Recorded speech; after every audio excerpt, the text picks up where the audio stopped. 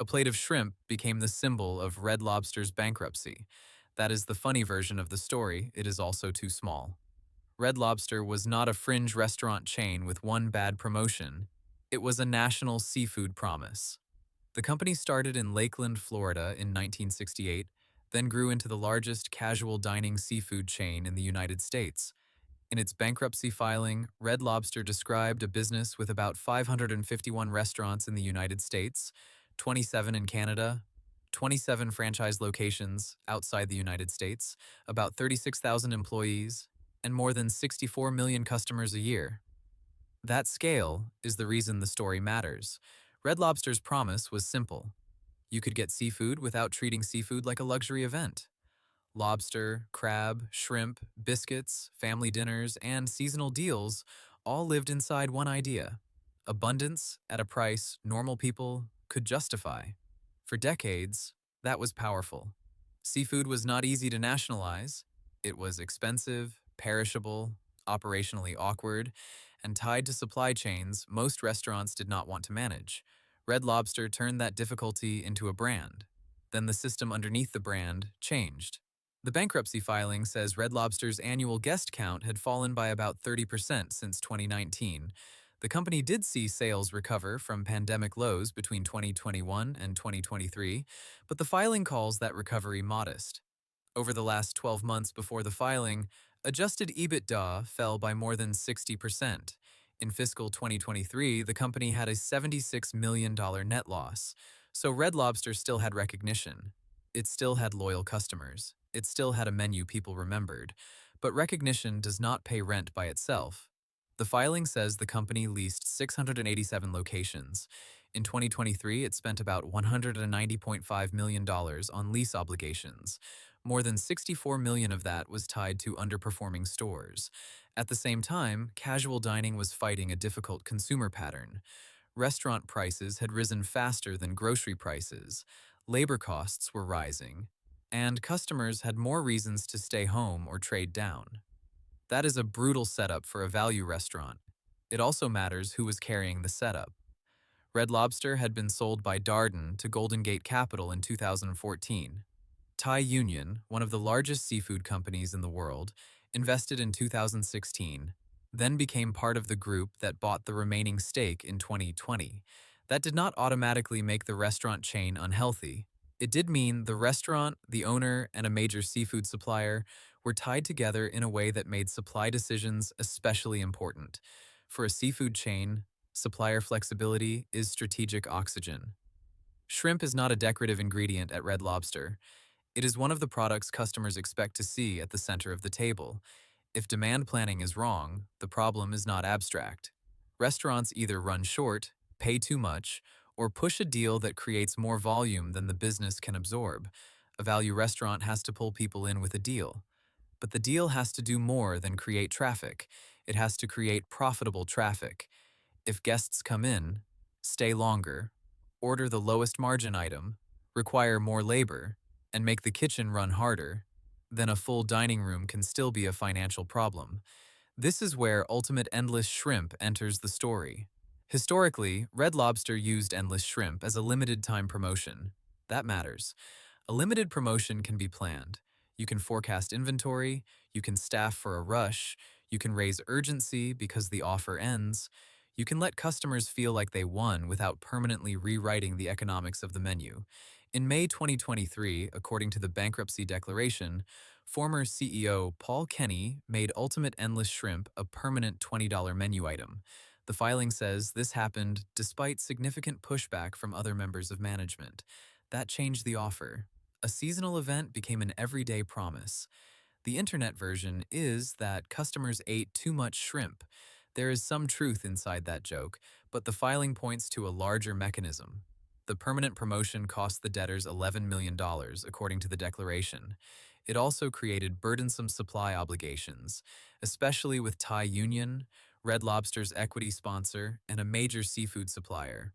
The filing says the debtors were investigating the circumstances around the decision, including heavy in-store promotion, supply shortages, and whether the normal supply chain and demand planning process had been bypassed. It also says Thai Union had an outsized influence on shrimp purchasing. Business Insider reported that Thai Union called the allegations meritless. That balance matters. This is not a court finding that someone committed wrongdoing. It is the bankruptcy filing's explanation of what management believed needed investigation. But even without deciding those disputes, the operating lesson is clear. A promotion is not only a marketing idea, it is a promise the whole company has to fulfill. That promise had two clocks running at the same time. The customer clock says the offer has to feel simple. Sit down, order shrimp, get another round, leave feeling like the restaurant gave you more than you paid for. The company clock is less romantic. Every round has a food cost. Every table has a turnover rate. Every dining room has a labor schedule. Every case of shrimp has a purchase price, a vendor relationship, a storage problem, and a forecast attached to it. A limited time event can hide some of that complexity because the company knows the event will end. A permanent item has to work in ordinary weeks, slow weeks, high cost weeks, and weeks when traffic is not high enough to spread the fixed costs. When Red Lobster made endless shrimp permanent, the offer touched everything at once. The price had to satisfy the guest. The kitchen had to keep up. Servers had to handle tables that could sit longer. The supply chain had to deliver enough shrimp. The company had to buy that shrimp at a cost that still made sense. The restaurants had to cover rent and labor, while customers were being trained to look for abundance at a fixed price. That is why the shrimp promotion is a symbol, not the whole cause. The filing says Red Lobster's cash position fell from about $100 million in May 2023 to less than $30 million over roughly 6 months. It says the company had about $31 million of operating cash losses from June to September 2023, had to pay down debt under its asset-based lending facility, and made $32 million of interest payments across fiscal 2023. By the end of the year, the liquidity problem had not been cured by the normal seasonal bump. So, by early 2024, Red Lobster was no longer just trying to bring customers back. It was trying to preserve room to operate. That phrase sounds dry, but in a restaurant chain, it is concrete.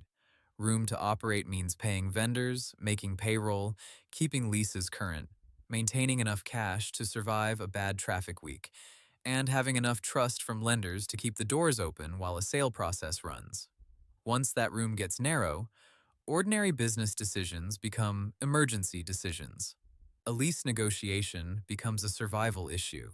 A supplier invoice becomes a liquidity issue.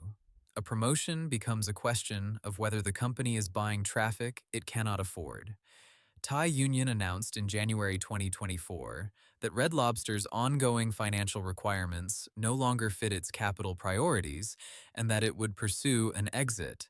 The company then retained restructuring and sale advisors. On May 19, 2024, Red Lobster filed for Chapter 11. Bankruptcy did not mean the restaurants all disappeared. The filing says the company entered Chapter 11 while continuing to operate as debtors in possession. It arranged a $100 million debtor in possession financing facility and entered a stalking horse purchase agreement with an entity controlled by its term loan lenders.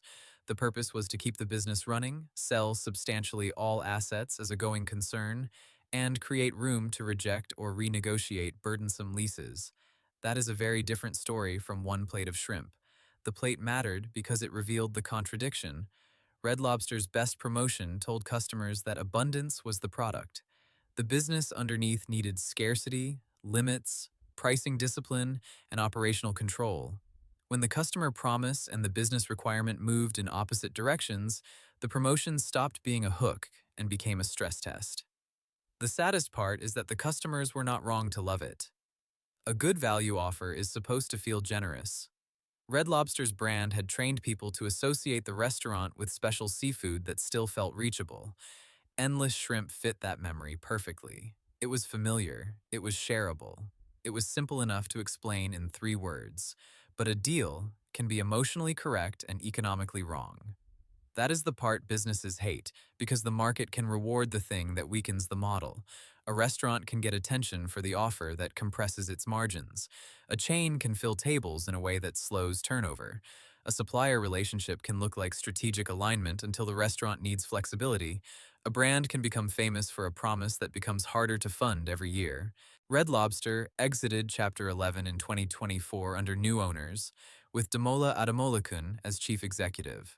In 2026, Endless Shrimp came back, but the reported language was different. It returned as a limited-time offer, with guardrails, in a way the company said worked for the business. That is almost the whole lesson in miniature. The problem was never that customers wanted shrimp. The problem was that Red Lobster built its identity around abundance, then found itself in a world where abundance had to be tightly controlled to survive. That is why the bankruptcy story is bigger than a meme. The promotion did not invent Red Lobster's traffic decline, lease burden, labor pressure, cash squeeze, or ownership complexity. It simply forced all of those issues onto one plate. And once the plate became permanent, the business could no longer treat it like a special occasion.